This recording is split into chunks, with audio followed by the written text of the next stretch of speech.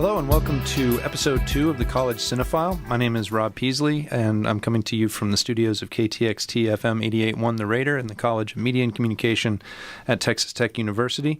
As always, I'm joined by my co-hosts. You guys want to say hey? Hello again, this is Baster Reyes coming to you again, and I'm proud to be back, excuse me. Hi, I'm Maria Corte. I'm new here. I am a philosophy major and also EMC. Hi, I'm Raven, back here again, so yeah. And joining us for our first segment today is a professor in film studies at the University of Surrey in the United Kingdom, Professor Phil Powrie. Welcome.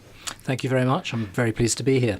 Professor Powrie is joining us at Texas Tech as a guest of the Department of Classical and Modern Languages and Literatures. He's a scholar among many things, but primarily of French cinema.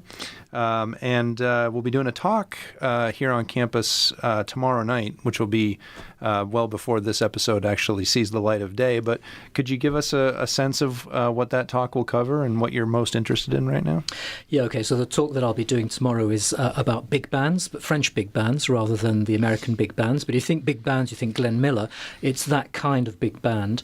And these are films that are largely forgotten, and I think it's a shame that they're forgotten. They were very, very popular during the 1940s and very early 1950s. You're talking about standard big band format, and they tend to be about the band putting on a show. There are lots of them, and they tend to follow a fairly standard format. The reason I'm interested in these is, partly because they're part of French culture, and there's no reason why they should be forgotten. Secondly, because they're absolutely fantastic films. I mean, some of them are really, really good, and I'll be showing some clips from my favourites. The bigger picture is actually that I'm preparing a history of the French film musical, so a big book for which I've got a contract, and the big bands, partly because they were so popular at the time, quite clearly have to feature in that book. So I'm going to be talking about them tomorrow night, showing some extracts, and while I'm not expecting people to dance in the aisles, I am expecting them to actually tap their toes. Now, a lot of times I think students are not as aware as they might be of the fact that cinema was actually born in France. We tend to think mostly of Hollywood here in the United States when we think of film, particularly if we're fairly new to it. How do you see that relationship historically or in a contemporary sense between the film industries of, say, France, the UK, perhaps Europe as a greater sort of conglomeration of industries vis-a-vis Hollywood and the American film industry? Well, there's always been a tension between Hollywood and European cinema, and that goes right back to the beginning of Pathé and Gaumont at the turn of the century. So you're talking about, even before 1910, there were already lots of tensions. And I would argue that tension has been productive rather than destructive in the history of all national cinemas. It's always been a two-way street. So, for example, if you think about one of the great periods of a Hollywood cinema, which is film noir, you can't really understand film noir unless you understand what happened during the 1920s in terms of German expressionist cinema with its strong use of light and shadow. And then similarly, French poetic realism, as it's often called, so the films made by Jean Renoir and Marcel Carné, often with Jean Gabin, who was one of the great film stars of the 30s, 40s, 50s, and even 60s, as the kind of doomed hero. You can't understand American film noir without understanding to some extent that film noir in America was determined to a large extent by these European genres. Equally, plenty of European films, although we tend to think about European film as being art cinema, of course it has a huge popular cinema, and a lot of that popular cinema is hugely influenced by Hollywood. So if you think about somebody like Luc Besson, I mentioned that name. Luc Besson makes Hollywood-inspired, often blockbusters. He often makes them in the States. If you think about The Fifth Element with Bruce Willis, for example, it's a typical Luc Besson film. It's kind of fairly Gallic, fairly French in many ways in terms of how the characters work, but it's got Bruce Willis, who's doing a kind of version of the Die Hard films in it. So there's always going to be that sort of two-way two-way traffic between Hollywood and I certainly think the French cinema, and to some extent some of the other European cinemas, but less so. One of the things that we're building is a kind of library of sorts over time, and as we have more and more guests join us on the show.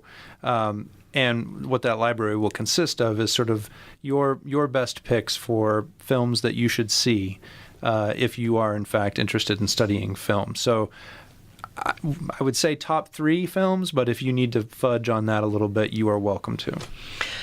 That is the hardest question that I ever get asked, because I like so many different films and from so many different film cultures. So, if I had to choose films which I think are must-sees, I could go on and drone on forever about, really classic films from the 1930s, which everybody ought to see. Or I could equally say, there are some fantastic modern films which actually a lot of our listeners might be very pleased to watch. And they wouldn't necessarily just be French films. So one of the films that has struck me recently is by a woman director, and I can talk more about women directors, but what your listeners need to know is that there are more women directors in France than any other country in the world, and there are some absolutely brilliant films made by them. And the one that really struck me, I watched it a few weeks ago, is by a director called Mai Wen. Now, I actually mentioned Luc Besson a little while ago, and I mentioned The Fifth Element. If you've seen The Fifth Element, there is that odd blue creature, La Tralaguna, I think her name is, in whose stomach Bruce Willis draws the stones that are important for the conclusion of The Fifth Element. That person is Mai Wen. Mai Wen was quite young at the time. She was married to Luc Besson because he likes to marry his actresses. They broke up not long afterwards. But she's an actress, but she's also a filmmaker, and she has made some really fantastic films. I've been watching quite a few of them recently. The one that I really would like to promote is one called Mon Roi, which means My King, and it's actually the exploration of a couple relationship. The two actors, the two principal protagonists, are Vincent Cassel, whom you may know from his role when much younger in Mathieu Kassowitz's Hatred, or La Haine, from 1995. He plays this kind of edgy, quite violent character. His wife is Emmanuelle Bercot, who is herself a filmmaker, but she plays his wife in this particular film. She won the Best Actress at Cannes this year for that particular performance. I think it is a wonderful film. It's a wonderful exploration of the relationship, the difficulties that emerge in the relationship between two very headstrong people. And I think as modern films go, I would say this is one of the ones where I really loved it. And I'm going to watch it again, and I'm going to try and write about it because it's such a good film. Okay, and then I'm going to surprise you maybe, which is that one of the films where my wife and I thought it was going to be really painful to watch because it was quite long, it was well over 2 hours, was the one that should have got the Oscar but didn't. Birdman got the Oscar, and you'll know the film I'm talking about. It's Linklater's Boyhood, where a lot of people said, it's just a gimmick, filming this guy growing up over 10 years, it's just a gimmick. I think that's missing the point. It is one of the most astonishing films I've seen in the last 10 years, and it is a film that I will definitely watch again. It is a fantastic film, and it's something that I think everybody should see, because watching somebody grow confuses our sense of fiction and reality in ways that cinema often does, but often does very badly, and Linklater does it superbly well in Boyhood. And then I'm going to talk to you about one which is called Girlhood. And Girlhood is actually a French film. It's called Bande de Filles from 2014. It's by a female filmmaker, again, so like Mai Wen, and it's a story of 4 girls growing up in the very difficult suburbs of Paris. They're black, And there is a sequence in that film which is absolutely astonishing. I didn't give you the name of the filmmaker. Her name is Céline Sciamma, which is impossible to envisage if you're not French. But the the surname is written Scimma. She is a gay filmmaker and has done some fantastic films, but this particular film is wonderful. And I'll tell you why it's so wonderful. There is a sequence towards the end where the three girls go to a hotel because they want to have a good time. They rent a hotel room. They drink and they smoke, as you might imagine. They dress up, they make up, and then they dance to Rihanna's Diamonds. And it is a beautiful sequence. It's done through a blue filter, and you see these four black girls dancing and enjoying themselves and just being girls. It's one of the most beautiful sequences I've seen in recent French cinema. I can recommend it. It was called Girlhood because there was boyhood, of course. They could have called it something else. But I think it's a really interesting pendant to Linklater's film. So I would say if you want to spend a really good 3 to 4 hours of an evening, watch Boyhood first and then watch Girlhood afterwards. Very cool. Do you guys have questions for Dr. Powrie? So you've mentioned that there are a lot of women filmmakers and such. Would you say that that's changed how women are portrayed in media, in French media now versus, maybe in the past? And are there maybe some archetypes that have developed that didn't necessarily exist before? Most definitely, Raven, actually. You've hit the nail on the head. Yes, I mean, the reason that there are so many women filmmakers is because of the way that the state subsidizes, the French state subsidizes filmmaking. And it's allowed a lot of women to come along and make their first films, and many of them then go on to make films subsequently. Many of these films quite clearly have women as their principal protagonists. And yes, they are portrayed in very different ways. So Bande de Filles, the one I just talked about, for example, is about the relationship between four women. And it's not untypical to find women filmmakers making films where what matters is the way in which women relate to each other. And the men are kind of less important. And I'm not the only person to think this. There's a French film scholar called Tim Palmer in Wilmington, who's written on this in a recent book, a compendium of a companion to contemporary French cinema, where he says quite pertinently, I think that the way in which many women filmmakers portray women is as strong women, with minds of their own, with interests which are not about men. It's about relationships between women, it's about family, it's about generational issues, and men are seen as being relatively weak or fragile in many of their films. And that is something that I would certainly agree with him about. I mean, it is a feature of many of the films made by women filmmakers. The other, and when I say strong women, it's not just young women either. Many of these films give roles to older women, admittedly not a huge number, but Catherine Deneuve, who is perhaps the premier French star and has the same kind of position in the French industry as, say, Meryl Streep does here in the US. Catherine Deneuve has been given some fantastic roles. I mean, she is, getting on. She's in her 70s, and she plays the sorts of roles that you might associate with Meryl Streep, so directing companies, being a judge, very strong roles where women have something to say, and what they have to say is really important. And that, I think, is something that has significantly changed over the past 10 to 15 years, yes. Well, I have a question following up that.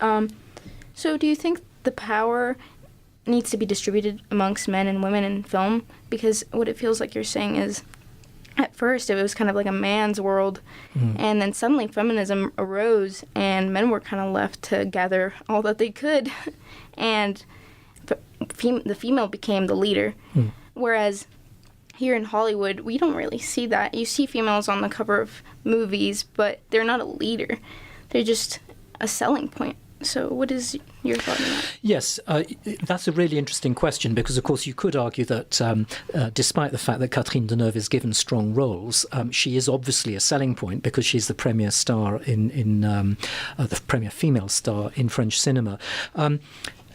There are always going to be lots of significant roles for men. I mean, the worry is that there aren't enough for women. It's being put right largely because of so many films being made by women, where the emphasis is definitely not on the major male role. But in French cinema, like in most cinemas, you're going to have genre movies, and genre movies generally mean, in Hollywood, it's going to be action movies.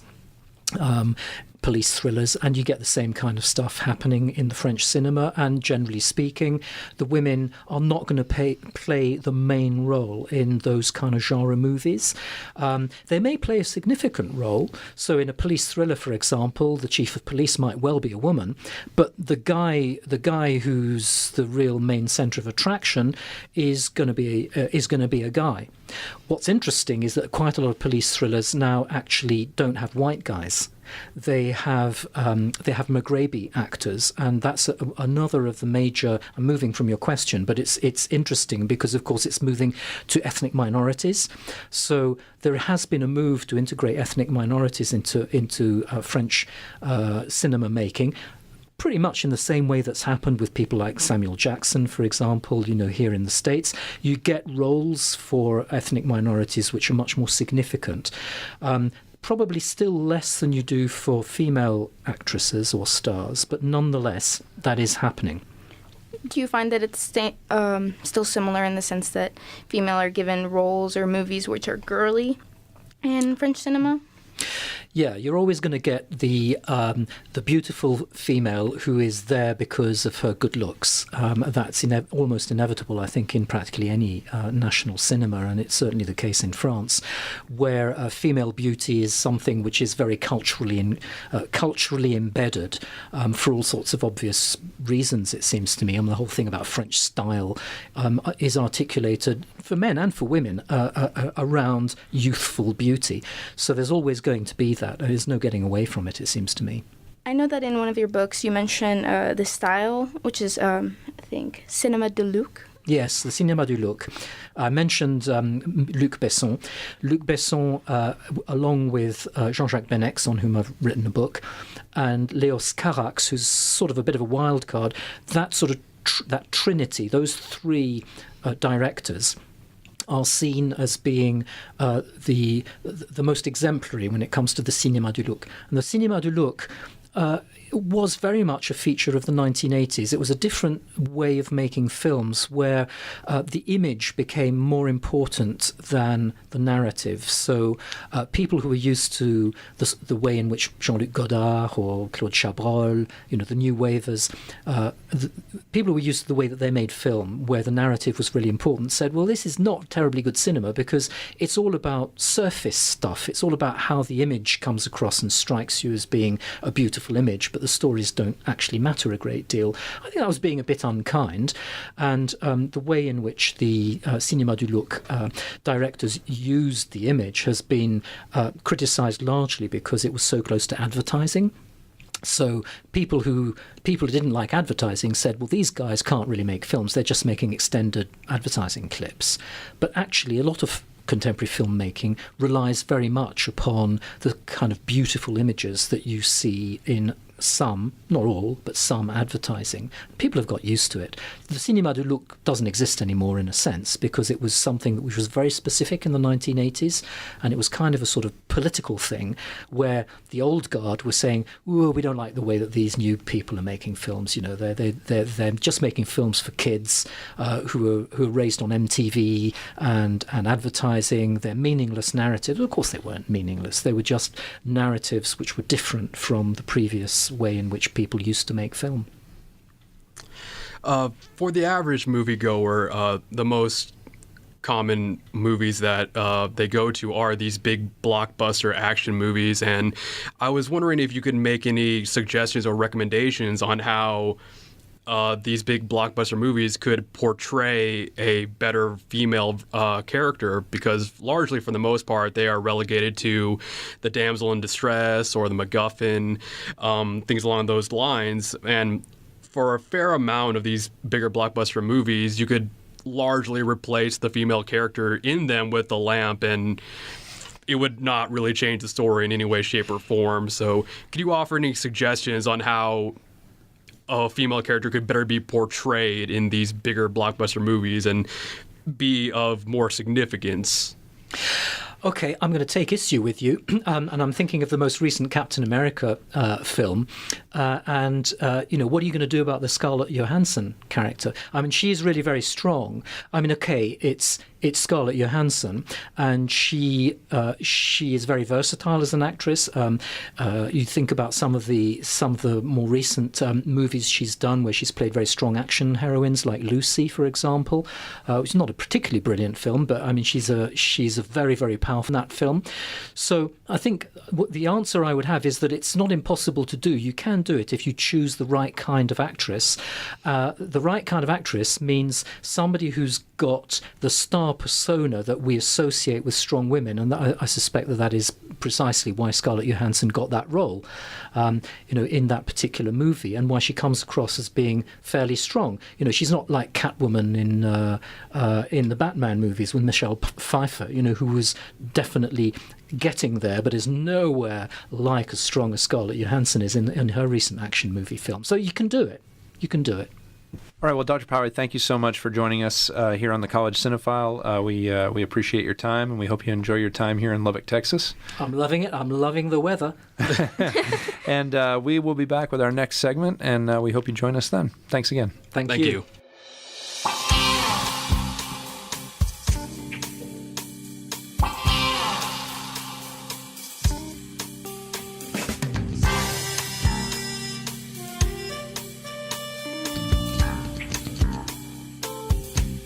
Hello, everyone. This is M. Rubio. I'm here with Sebastian, Raven, and Maria.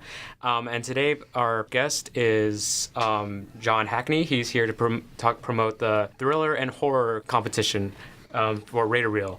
Unfortunately, Rob is not here, so that means he won't be here to supervise the students. That's the good news. The bad news is he won't be supervising the students. We're on our own. So, Yep. It's going to be a fun experience for everyone listening. Thank you very much for joining us. So let's welcome John Hackney. John? How's it going, guys? Afternoon. So we're just going to jump right in. So what pushed you to create this competition? Well, originally, what's kind of funny about that is it wasn't actually supposed to be a competition. I had this idea to almost do like Twilight Zone episodes, which is something you can't really do by yourself. And so I approached Juan, and I asked him if he wanted to make one, and he was like, of course, this is really cool. And all of my friends make movies, so how am I going to choose like 3 or 4 more people to join our group of horror shorts that we're going to put together as like I said, short story book. So he kind of came up with the idea to do a competition, and one, like, that's way more fun than just picking friends and putting this thing together, and 2, like, I'm really passionate about getting people to create things. And so is he, and also the opportunity to get great feedback from judges. And so, I think we have 9 judges, and they're all great, big movie buffs, and they study film, and it's just a good learning opportunity, and we're definitely going to do more. They might be structured a little differently because we kind of threw this one together last second, but we're definitely going to do more. And by the competition, it's nothing like brutal or anything. There's no like Hunger Games, like the loser gets sacrificed. Battle Royale. Put Battle Royale style. It's like something. Here. We're not going to rule it out. I was just saying, I feel that would be a lot more fun, at least for me. Yeah, this is gonna be something fun. Probably, Nothing I could win that. Are you Yeah. familiar with Crypt TV? I think I've watched that before. Okay, let me just break it down. Okay. It's usually sponsored, well, in my sense, by Eli Roth, the producer in film. Yeah. Our next guest is Maria. She'll be talking about. No, but he usually sponsors these small, like 10 to 5-minute videos about like horror, kind of what you're doing right now. So I should definitely, like, if you're running out of like things to inspire you, definitely go and look at those. Okay, awesome. Yeah. When and where will these films be like viewed or anything? Will this be like something that is going to be shown anywhere, or is this just going to be something that's going to be like, I don't know, just a normal competition, or is this going to be just shown somewhere? Well, for this first one, kind of the end goal is to get these put together in some kind of cohesive piece and sent to film festivals. So Juan and I are actually acting as producers. Our 2 films are going to be in it, and then we're going to add 3 films, and we're going to act as producers for those creators who win the contest, and we're going to try and distribute them. I've started looking into sponsors, which I got one today, which was great. So we can start doing prizes and stuff like that. Congrats, man. Yeah. Oh, thanks. And hopefully through sponsorships, we'll be able to start screening them, which I think will be really cool. I haven't really looked into it that much, but for this first horror competition, it's more of a chance to get your work out and to be seen by professionals and other filmmakers. Have you thought of maybe going in, maybe perhaps doing an anthology kind of series in the sense where maybe just, because you spoke of maybe trying to do like a Twilight Zone type of thing, and absolutely they did a Twilight Zone movie where they had different directors would come in, do a different episode, and they kind of mash them all together. Very good. It would end up like a B movie, like a... Maybe not necessarily like B movie and that kind of negative connotation, but just maybe have that B movie kind of classic horror feel to it. Then maybe just kind of lump them all together, something like that, and do maybe an anthology series or something along those lines, and you can kind of elevate that throughout the years. Of course, I'm not trying to take away from your vision or anything like that. I was wondering if that's maybe something you've kind of pondered or kind of gone through in your head, so to speak. I mean, we've definitely thought about the expansion of this project. I think we were looking more of expanding it to be multiple genres. So Not just horror? yeah, not just horror. I picked horror originally because I'm not a huge horror fan. Oh, you're not? And What is the worst thing you've seen? what? What is the worst thing you've seen? Oh gosh. Oh man. And period? Are you talking about horror period? Oh, yeah, yeah. The worst thing that I've seen. There's so many. Off the top of your head, just like first thing that pops. On the spot, go. Oh gosh. The Paranormal Activity series. They're pretty terrible. Yeah. That wouldn't even be my top 20. Jesus. Not even. They're just not for me, I Something guess. you watch with your kids. I think my problem with the Paranormal Activities movie is just like, why are you still in the house? Like, why have you not just... Because going Jetted. upstairs is a reasonable thing to do. It's like, oh, we have demon footprints in our flower. Well, let's go to bed again. Yay. No, I'm just terrible about any kind of horror, and I'm pretty sure, like, whenever I hear dark, like, scary noise, it's always like, but getting up is hard. Let's just go back to sleep because I don't want to deal with it right now. And then that's how I'd get killed. That's your experience with horror. Excellent. Are there any limitations to the contest? Like, so not rated R, not PG-13? Well, one of the main reasons why we did not want to become associated with Texas Tech was we wanted to have 100% creative freedom. So we don't have any content restrictions. I mean, other than like legally. Or have it make sense. Yeah. Yeah. So no, we didn't want any restrictions. I'm not about that. I'm all about freedom of expression, freedom of speech. So, and that's, it wasn't really like we wanted to be at conflict with tech. That's just what we wanted this competition to be, was just 100%. No big brother watching over you type thing. Yeah. So do you have any ideas for what genres you may want to explore in the future? Is that, going to be secret reveal or something like that? No, I mean, I was actually talking to Marcos about this before. We really want to open it up to the people who are going to be competing. Like Google surveys. We're going to be releasing videos talking about releasing our winners and also prepping our next competition that we're going to do. And, it can really be anything, because the original idea of this was just to expand our abilities as creators and also, do things that we're not used to doing, because I'm very much a commercial filmmaker. I do a lot of stuff for nonprofits, and I do a lot of commercial photography. So just jumping into narrative filmmaking itself was a big step for me. And I know a lot of guys and girls they're just looking for opportunities to create and to push themselves. So there's really no limit to what we want to do. John, you mentioned you're not big on horror films, so what's different about making a horror film when in terms of production? Okay. Horror is actually, the reason why I picked it was really every aspect of production has to land. Like, you have to have good lighting, you have to have good acting, you have to have good music if you're going to use it. Every aspect, the camera work, the timing, the editing has to be done well, or it's not scary, or there's no suspense. Like, that's the challenge of it. That's why there's so many bad horror movies. Or why there's so many comedies. Yeah, exactly. But that's really what drew me to horror. Was it's new for me as a creator, and it's also extremely challenging to pull off well.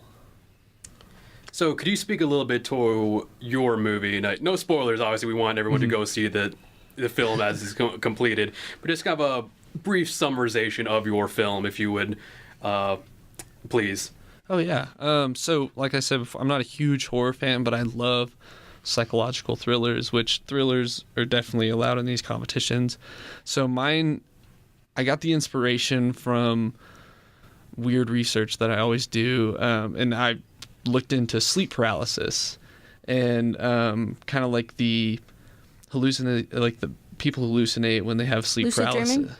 What? Like lucid dreaming? Yeah, like lucid dreaming and kind of what the brain does when you're awake and your subconscious is active.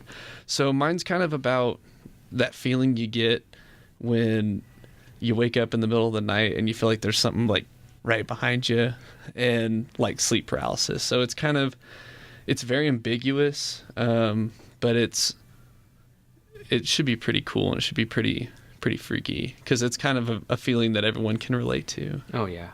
This is more of just a first date question, but what is your favorite horror film?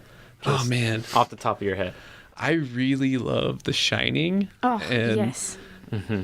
I can't tell you how many times I've seen that movie, but it never gets old, and that's very much like what I like. I love dark. If you could reproduce that, who would you cast? Like as the main two? Oh man. Because I thought it was perfect, like Jack Nicholson and Shelley Duvall. Probably. Who plays the dog? How about that? The dog. There's no dog in The Shining. Yes, there is. There's a guy in a dog costume. Oh, and yeah. And he's doing a sexual act on the. That's definitely played by Sebastian. Okay. Wow. So shots fired. So in John Hackney's remake of The Shining, the Sebastian movie. Starring me in a dog suit, ladies and gentlemen. Awesome. I would totally do that though, but whatever. Yeah, I mean, it's not Halloween yet. Let's do this, man. Come on, game on. This is what happens when Rob's not here, guys. Yeah. So, where will be like the final? We'll be able to check this out on YouTube or Facebook. Oh yeah, for sure. Our primary means of communication right now is Facebook, and our, I guess, parent company is Raider Reel Presents. So if you just search that on Facebook, hit that like button, and we're going to be releasing the 3 winners on Halloween and at midnight. Ooh, spooky. But yeah, that's where all the information is. If you're interested, I mean, the deadline's the 21st. If you can crank something out that fast, but all the information's up there. That's where we're going to be releasing the winner. We might even do a live stream from like a little viewing party that we'll put together from some of the people who show up that made movies. But yeah, that's where we're gonna kind of collect the winners and show them, and we'll have links to all the submissions that were eligible to be judged. And so it'll just be kind of a day of watching horror shorts and hanging out and learning, and so. All right. Well, John, I want to greatly thank you for showing up and plugging your amazing competition. It should be awesome. And I'm very much looking forward to seeing all the entries in that. And do we have anything else you would like to plug, or maybe anything else, Twitter page or anything like that, where we could people could further get into contact with you for maybe next year, the film competition for next year? Definitely hit up our Facebook page, because that's where all of our information is, and we're probably going to be doing it sooner than next year. This isn't going to be an annual thing. It's going to be Semester-wise? Yeah, semester every other month, something like that. So definitely go like our page, because we're going to have something up there pretty quick. All right. Well, thanks for joining us. Yes. Yeah, thanks for having me Thank you on. very much. And Maria and I will see you in class tomorrow. Yeah. Or Friday. See you tomorrow. I already forgot what See day it y'all is. then. Thank you. Thank you. Thank y'all.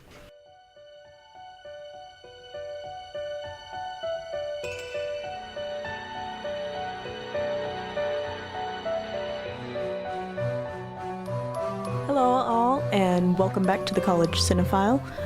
I'm joined here by M. Rubio. How are you doing? I'm doing great. And we've got Maria Hey, guys. and Sebastian Hey. and Dr. Peasley with us. Good morning or afternoon, depending on where you are. All right, and I'm told that my new nickname is now Radio Raven. So, Yeah. all right, so I guess we're going with that. We're coming here live to you from the KTXT studios. So, this segment, we're going to be talking about horror films, since it's kind of seasonal still, I guess. All right, so who wants to start us off with some of their favorite horror films?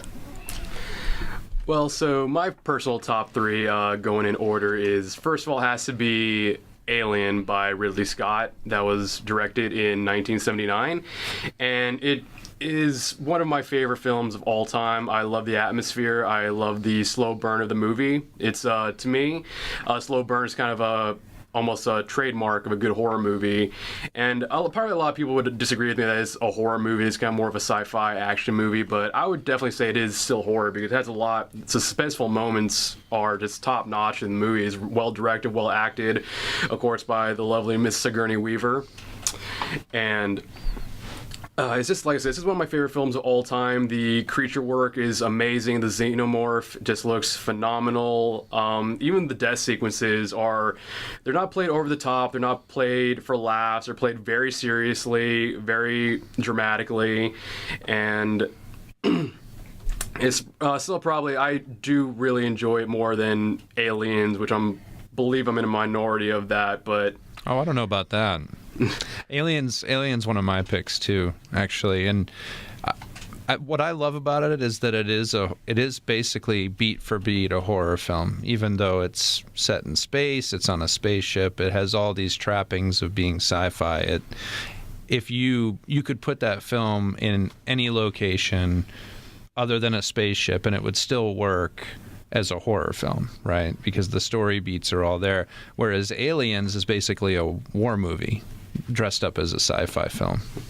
I do really enjoy Aliens, don't get me wrong, and it was probably a recurring theme for all my movies today are that Alien really exemplifies the less is more, which I greatly appreciate in a horror movie, because I think that's kind of a classic mistake that most people will make when creating a horror movie or just watching a horror movie in general, is they show too much of it so that they don't save anything for the end of it. So by the time you get to the end of it, there's all the tension is a little bit gone, suspense is a little bit kind of tailing out, so to speak. But definitely Alien would be my third favorite horror movie of all time.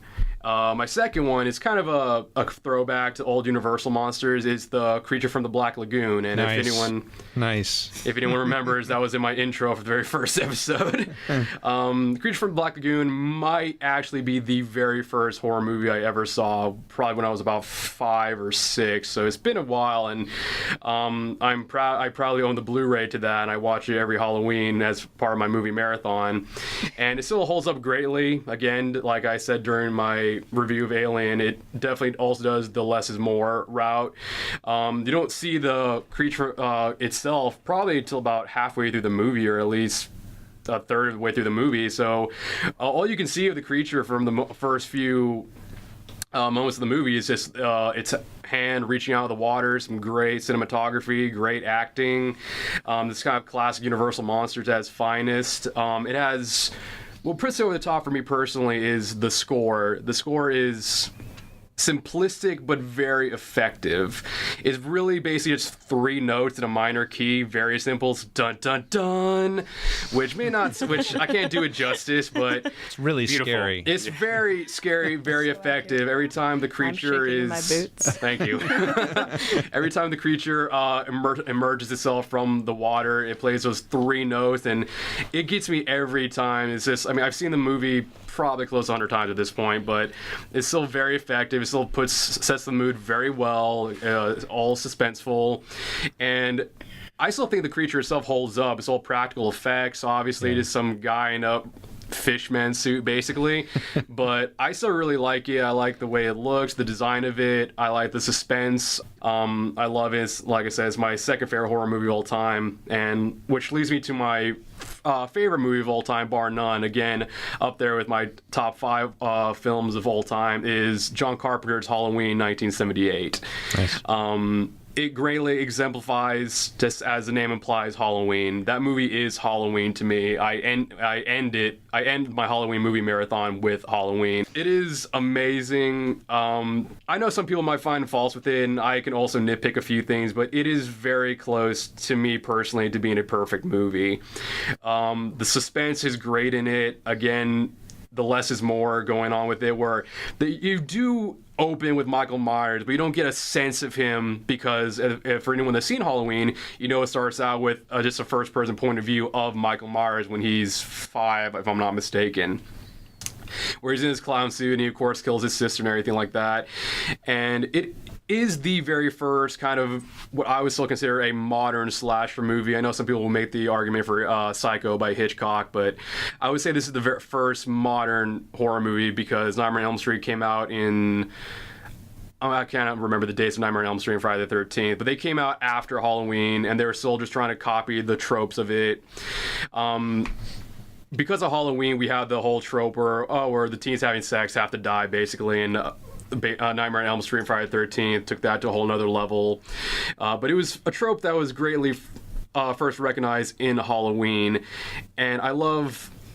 It was the first introduction, of course, Jamie Lee Curtis playing Laurie, and, of course, the great Donald Pleasence doing the psychiatrist of Michael Myers. And if I'm right, is Jamie Lee Curtis the daughter of Janet Leigh from Psycho? If I'm right?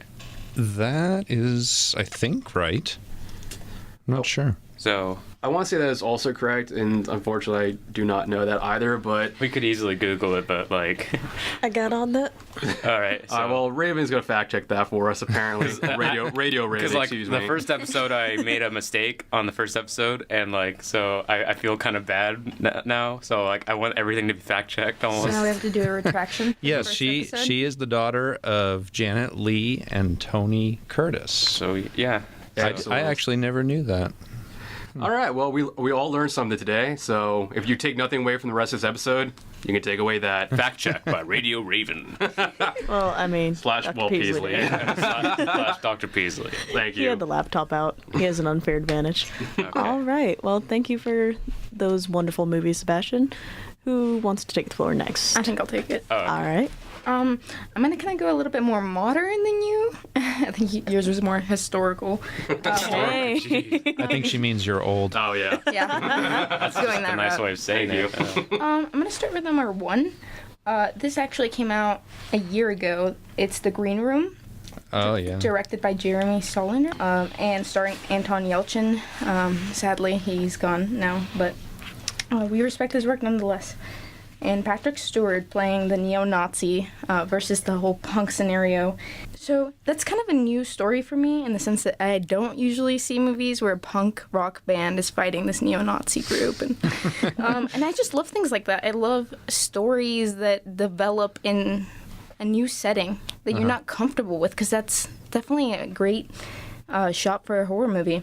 Have you seen Jeremy Saulnier's first film called Blue Ruin? No, but I have actually heard most of his work kind of follows these like trends, and I know that he wanted to get out these themes of punk rock because it was so reminiscing of his youth, and he's like, okay, I got to move on from my youth so I can move on to better work. Blue Ruin is a heck of a film. I would really recommend it. It's got a lot of the same kinds of, dread, discomfort, Yeah. that Green Room produces. And I think it's beautiful because a lot of horror movies dramatize the death and they put music to it, like you were mentioning, and then you kind of just stare at it and you don't really identify with the particular deaths or the gory aspects of it. You're just kind of like, it's gross and I'm not uncomfortable, but this is more real. You get to know every character because these people played them so well, and I feel bad every time one of them dies, even though I'm cheering for it because I'm a horror fanatic. Right. But it's sad. It's like seeing a cousin die or seeing like one of your best friends kind of go off, and you're rooting for somebody, but they're all dying. And then, so the visuals, they're paralyzing in the sense that you're just sitting there and you want to turn the page as if it were a book because it's so well written. And I think that one deserves an Oscar for horror. In my book, There should be Oscars for horror. I don't know whether it's not. It I'm is an sure art. there's like some award, ceremonies just for horror films, like there is for like animation and stuff like that. There's got to be. Is there ever a horror movie that has won an Oscar? Well, Silence of the Lambs. Yeah. Was that the last one though? Yeah. but they're always nominated for something that's not horror. Like they're not nominated for visuals. They're not nominated for these things. I know another one that I'm going to mention, which is Goodnight Mommy, that came out 2 years ago. That one is nominated for Best Foreign Films. I didn't win anything, of course, but hey, it was there. Well, going into that transition, Goodnight Mommy, originally in German, is Ich sehe, which is I see. I'm not sure where the connotation is from. Yeah, and it was in 2014, directed by Veronica Franz and Severin Fiala. And it tells a story about these two, I don't know if any of you have seen it, these two children, and they recently went back home because there's been some issues, clearly, between the family. And the mom just recently had some plastic surgery reconstruction on her face. And there's this underlying tone of tension between the children and the mom because they're not really sure if it's their mom.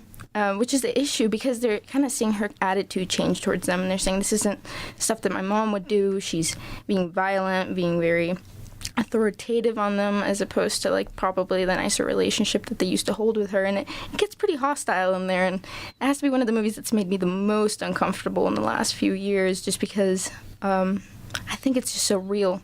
It makes you think as a parent, this is a real situation that can get out of hand, especially with younger kids, because they don't really have a sense of moral identification or ethics of right and wrong, and they might think that what they're doing is particularly correct, but it gets out of hand. Well, if horror has taught us anything, it's that kids are spooky. Oh, yeah, definitely. Children of the Corn. Even kids outside of a horror movie are a little creepy to me sometimes. Yeah. Kids in general to you? I had a bad experience babysitting once. It essentially Fair enough. ended with the kid telling me he wanted his mom to sit in a fire. So, Okay, That's well, very disturbing. Yeah, but it just brings up this aspect of, like, the fact that you're raising in a particular adult that could lead up to a psycho killer like the guy in Halloween. It just brings about, like, teaching your kids what to do correctly. Well, it's stated that Michael Myers is a personification of evil. We're not going to get into like the fourth movie where he's just like sacrificing people to Sam Hain. We're not getting into that. If you want to go the Rob Zombie remake, then yes. I mean, he has the stripper mom and deadbeat stepdad. So like I said, we're not going to talk about. We're not going to ruin the first Halloween. Okay, that's my main point here. Yeah, there's consequences to raising your kids badly. They end up in horror films. My last movie. Or the Phantom Menace. Oh yeah, definitely. which is actually a horror show. Yeah. It's my number 4. That's our honorable mention. That's fire. So my last touch on this would be like something a little bit deviating from American familiarity, and it's a movie that I first watched coming here to America, oddly enough. It's called Wishing Stairs, which is a part 3 of this South Korean horror that came out in 2003. It's like a 3-piece set of this series called Whispering Corridors. It kind of plays off of a high school horror series, and you have a bunch of like betrayals, obviously, with like feminine anger. There's something like a clear tension between women, which I didn't really think about before. I just thought, hey, this is just tension between characters. And so the story itself goes about, and it's set on this school, this private institution, and these two best friends are fighting for a spot in the Russian ballet school. They really care about each other, but something else seems to be wanting their interest more so, in the sense that they want to guarantee their future as brilliant and beautiful ballet artists. And it just gets out of hand in the sense that they're put in a situation where there's a myth going about in the school where there's a stairs leading to the dorms, and if you happen to find the hidden stair, which is the 29th step, it's supposed to only have 28, but if you find the 29th step, then you're granted a wish by a fox spirit, and that fox spirit will make it come true. And this MV that leads these girls into the top of the stairwell, and one of them says, I really want the spot in the ballet competition. I want the spot in the Russian school. And I think it's beautiful in the sense of it's different, again, with the whole storyline. I really love stories that you're not familiar with. And I love seeing it in a greater aspect, something spiritual, something new, something fresh. And I think these actresses did it beautifully. I think horror, because obviously we steal a lot of our horror in America from Japan and South Korea, there's a reason for that. There's stories that they come up with that we cannot portray in our own ideas, and I think it's important to hold that. And I think it also makes it more real that it's something for friendship and betrayal, because I could see myself fighting to get into the best law school, into the best film school. Maybe not to this extent, but hey, gotta do what you gotta do. I better be worried about you then. Yeah, watch It's a good yourself. thing none of us are in law school. If none of us come back for the next episode, we don't know why. I guess. Maria killed us. All of us. Not directly, just With stairs, With the magical apparently. fox spirit. Rubio, want to take it off? I guess so. So I'll start with number 3. If you must know, like, there's really 2 fears that really get to me, and that's nature, like the brutality of nature, Just going outside. and going outside, and social interaction. So that's the type of person I am. So that's why number 3 is Backcountry, director Adam McDonald. A lot of critics will compare Backcountry to Jaws, but with bears, and that's more or less what it is, except it's a lot more focused. It's a lot more simple. There's really only 3 characters, and that's not including the bear. It's really brutal. It's like really frightening. It's just like the fear, like the worst nightmare when it comes to like if you're ever to go camping. In fact, if you're ever squeamish about camping, then this movie is for you. If you want to get really like just frightened, and it also I relate to it because I've also had really bad camping experiences, much like have you had really bad babysitting experiences. Yeah, my camp roommate was a really bad snorer, so like I lost a lot of sleep, and that's frightening to me. But, Man, how are you surviving college? yeah. Honestly. So I highly recommend Backcountry. It's a fairly recent film. So if you want something more Jaws, like if you want like Jaws fix again, I would highly recommend Backcountry. Is it animated for the bears, or is somebody playing the bear? No, it's not. It's pretty practical. And did they get an Oscar? No. The main actress, Missy Peregrine, she's in Rookie Blue. She's the one that looks like the girl from Walking Dead, like Glenn's wife, I believe. So, and she's fantastic in it. I don't remember the other actors, but she's the most like central one out of all of them, and she's great in it. So, highly recommend Backcountry. Number 2. Once again, takes in the brutality of nature and social interaction. George Romero's Day of the Dead. I feel like the main ingredient when it comes to zombie films is the idea that the humans are scarier than the zombies, and nothing represents that more than Day of the Dead. A lot of people gravitate towards Dawn of the Dead for its creativity, or Night of the Living Dead for, just its sheer classicness. But to me, I gravitate towards Dawn of the Dead because of how intense it gets in terms of the character interactions. You got military soldiers and crazy scientists grouped together in this bunker, and just stuff starts to get really intense and scary, especially since all of them are already at the point where they're going insane. To a cartoonish extent, yes, but like it's still scary nonetheless. That kind of reminds me of that latest movie. It's 10 Clover Street Lane. 10 Cloverfield Lane. Yeah. Cloverfield. No, it's very Clover. Yeah, It's Cloverfield. Okay, Yeah. perfect.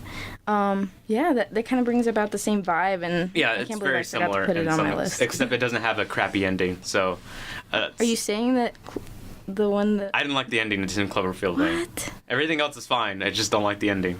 But Day of the Dead is like great throughout. It's actually like unlike in my opinion Dawn of the Dead or Night of the Living Dead, I feel Day of the Dead still holds up in terms of scares. Since we're on the topic of George Romero, he's recently come out and said that due to Brad Pitt and The Walking Dead, that they effectively killed the zombie genre. He's come out publicly and stated that. I was wondering, what are your thoughts about that? Do you agree with that? Or I mean, I'm not really big on terms of the whole zombie thing. I just really like Day of the Dead, but I understand where he's going at. Like, Walking Dead has kind of gotten to the point where it's very serialized, very soap opera-y, where it's just kind of like going through the motions. It's not really, there's no grit to it anymore, which I understand why. It's like after the second season, like Walking Dead has kind of been generic throughout, and then don't even get me started on World War Z. I still haven't finished that movie because I was just so bored by it. No way. So that's really my opinion on both of those things.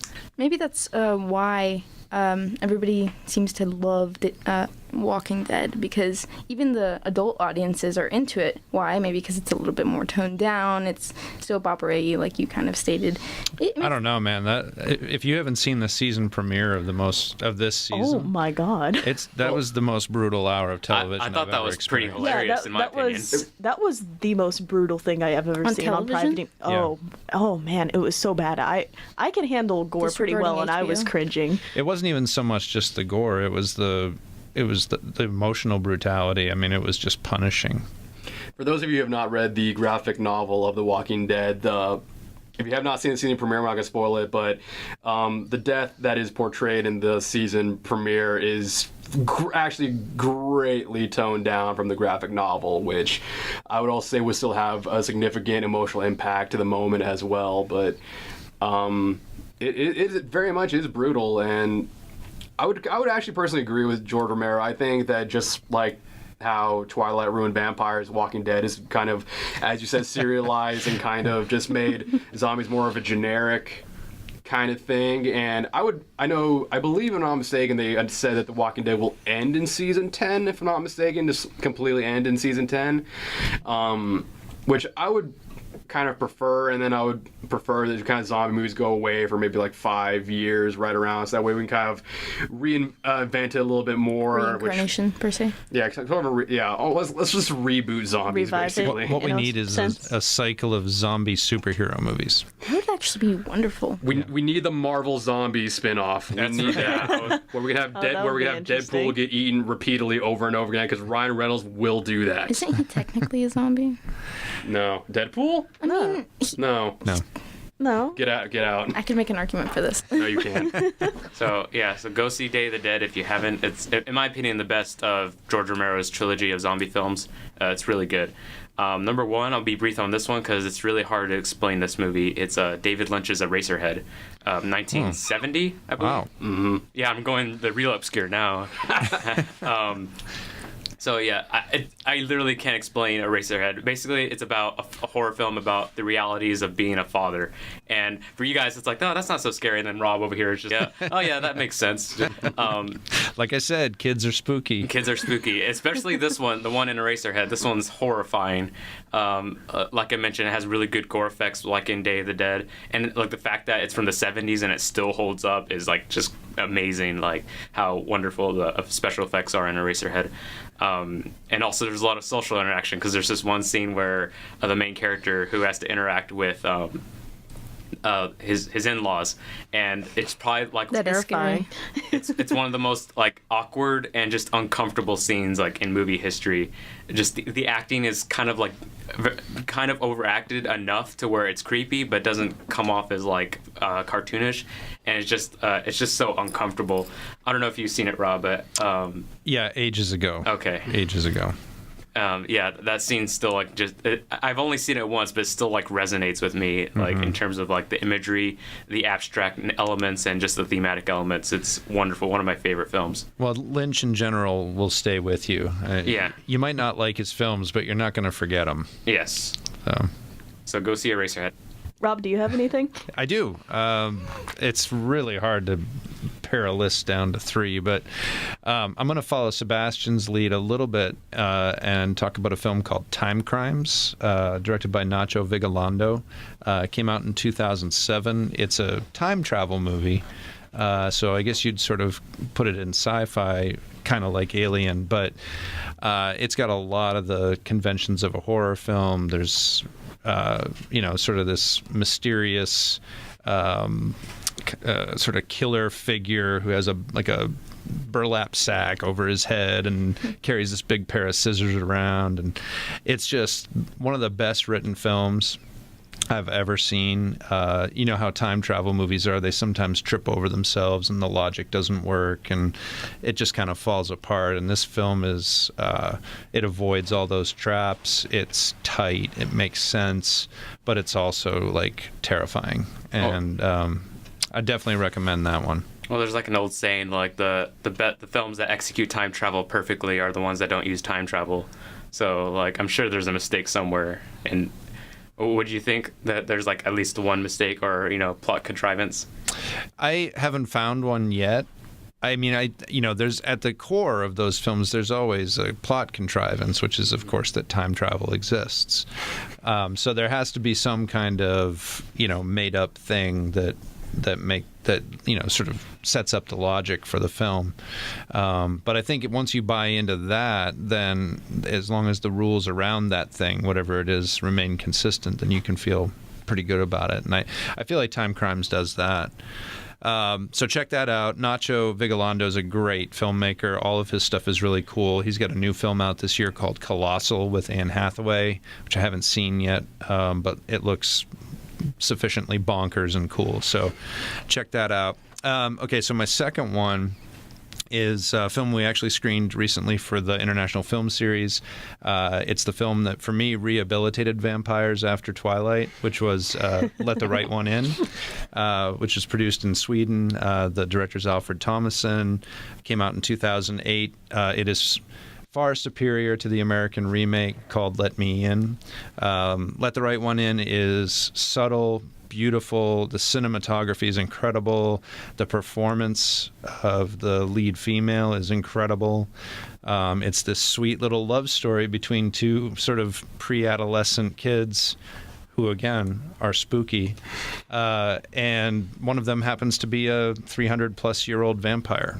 And it's, hijinks ensue.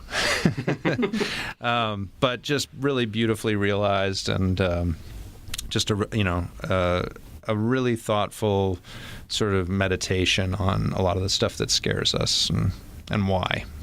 And it's set kind of in the Swedish winter, which makes it really cool in terms of the composition and so forth. Have you guys seen that? Yes. Oh, yeah. I've heard of it, but but that's on my queue list. Would you say it's harder to direct a film, basically horror, that's in the summer? Because summer is just such a happy time. Well, unless you put them in a summer camp. Yeah, that's the thing. That seems to work pretty well. Or a cabin in the woods, or something along those lines. I mean, summer helps in a tradition. A lot of the traditional, perhaps problematic conventions of the horror genre involve scantily clad teenagers, so it makes sense for it to be summer. But yeah, no, I mean, I think there's something dreadful about winter that makes it a really interesting time to explore some of that stuff. Yeah, I think that's the interesting thing about horror is that how it chooses to scare you, because some horror goes with very innate fears of humanity, like winter and darkness, children. Sure, we'll go with that. But it also plays with stuff that isn't supposed to be scary and makes it scary, like summer. That's generally, in terms of writing, it's a trope for comedy, but making that into something darker. Or children, those are supposed to represent innocence, but making that innocence ruined or clowned, something like that. Mm-hmm. So I think you can make pretty much anything. I mean, if you had a film about stairs being scary, you can make pretty much anything scary if you're smart enough. Yeah, definitely. But I think that's also very able to be abused. Like the recent Blair Witch that came out maybe a couple months ago. I felt like they were just trying to shove in, like, oh, it's raining. It's even scarier now. It's like, no, you're abusing the effects. And they show the witch, which is a cardinal sin. Yeah, that's just horrible. Yeah. Like I said, Spoilers, I'm sorry. Yeah, you have to be smart about how you do it. But I think... Well, Sebastian's point about less is more, I think, is really right on. And Creature from the Black Lagoon, Jaws, in some ways that are kind of the same movie, where you have this sort of unseen menace that is actually unseen for much of the film. I would imagine, I know for Jaws, I would imagine for Creature from the Black Lagoon that a lot of that was simply because they didn't want to have it on screen too much, because it was, not really a monster. So the more you see it, the more you recognize that, that's a dude in a suit. Well, for Jaws, a lot of it was because the animatronic was just so horrible. Right, yeah. And Spielberg thought it was a laugh. People would laugh at it. So he just tried to keep it out of the frame as much as possible. And that's what makes the story work, right, is that it's an unseen menace. That also applies to Backcountry. Again, there's only 3 characters in the entire film, and when the bear actually shows up, it's just it's not even that big, grand of an entrance. He just shows up, which kind of is more realistic to how a typical camping experience would be. Sure. Mm-hmm. Yeah, I mean, it can only be scary for so long to see a person, or just if we're just going back to slasher movies, you can only watch Jason or Michael Myers walk casually after somebody for so long until they just magically teleport and kill them. That it gets old very quickly, and that's kind of why it led to the downside of those movies. That's why a lot of those movies are basically interchangeable, with the exception of maybe the really crazy ones like Jason Goes to Hell or Jason X, which is Jason in space. Easily the best Friday the 13th film. Clearly. Yeah, your imagination is your worst enemy, and directors who recognize that really, I feel, do a better job. Which is why It Follows works. Oh, yes. As well as it does, right? I mean, there's not a lot of pyrotechnics in that film. It's mostly what you sort of put in the film in your own imagination. Well, what's scarier, the fact that there's a monster that always follows you and that will always follow you, or the fact that you have to have sex just to do it? Well, I mean, it's the ultimate abstinence movie. When you really think about it, I mean, at least when I really think about it, it's kind of a new. I know this sounds funny, but I'm actually being serious here. That it is kind of a very wary cautionary tale about STDs, because basically the movie is about an STD that will kill you. Just instead of it being an actual disease, it's a creature that can shapeshift. Yeah, because as an asexual, the just fact of I have to have sex just to avoid a monster is just that feels like just a waste of time for me. It is a very unique, clever twist. I've never personally seen that in a horror movie. I've seen a fair amount of horror. I mean, I'm only 23, but I haven't seen that many. But it was very unique to me. That's definitely one thing that gravitated me toward It Follows. It was a unique plot device, so to speak. It was just very well done. It could have easily gone super cheesy, but they played it very straight, and it was very well executed. So my last film, and then we got to wrap up for our next segment here, but my last film is a film called Kill List. Director's Ben Wheatley. He's a UK director. This is a film that sort of starts out like a kind of a hitman organized crime film, and then it really goes into some very strange, dark horror territory, and it's got the most unsettling ending of probably any film I've ever seen. It's a gut punch ending, and it's a kind of film you see once and you recommend to everybody, and then you're like, right? Wasn't that amazing? Now I never want to see it again. It's that kind of film. So go see Kill List, and I'm sorry. That's a beautiful description, I think. Thank Something you. gut punchy, that you want to see and you want to share with everybody, but you're not willing to see it again yourself. Yeah, I mean you see it with an audience, right? I mean that's the best what part makes of it so horror. real. Yeah. All right. Well, thank you for joining us for this second episode of the College Cinephile, and we will be signing off. See you next time. See you next time. Laters.